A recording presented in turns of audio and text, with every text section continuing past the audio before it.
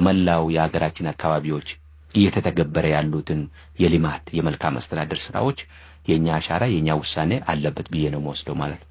ስለዚህ ከዜሮ ነው የተነሳ ነው። አሁን ደግሞ በከፍተኛ ደረጃ ለውጥ ነው ያለው። የበለጠ ተጠናክሮ የሚቀጥል እንትን ነው። የተሳታፊነት የውሳኔ ሰጭነት ተጠናክሮ የሚቀጥል ነው። ከዚህ አኳያ በጣም በከፍተኛ ደረጃ እኛ በሀገራዊ ጉዳይ ላይ እየተሳተፍን እንሄዳለን።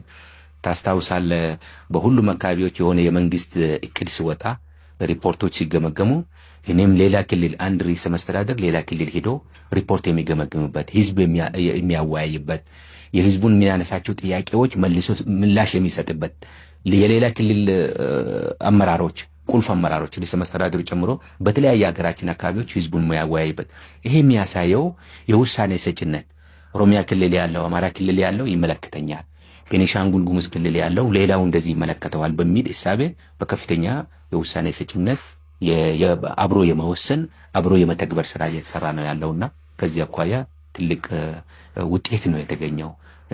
በጣም ትልቅ የፖለቲካ ስብራት ነው የተጠገነው ብሎ መውሰድ ይቻላልና በዚህ ሂደት ውስጥ እኛም እንደ ክልል እኔም ፐርሰናሊ በጣም ደስተኛ ነኝ። ለውጡ መንግስት ያው አልጋ በአልጋ አይደለም የነበረው ሂደቱ። ልክ እንደ ሌሎች የዓለም ሀገራት ለውጥ እንደዚህ ሲመጣ ለውጥ ደግሞ ተፈጥሯዊ ባህሪ ያለው ለውጥ ሲመጣ ብዙ ቻሌንጆች ይመጣሉ። ከዚህ አኳያ ደግሞ ለውጡን አግሬሲቭሊ የነበረውን የፖለቲካ የኢኮኖሚ የማህበራዊ ስብራቶችን ለመጠገን የተነሳ ለውጥ ነው። ከዚህ አኳያ በተለያዩ የሀገራችን አካባቢዎች ይሄንን ለውጥ ለማደናቀፍ ከፍተኛ ሙቭመንት ሲደረግ ነው የነበረው።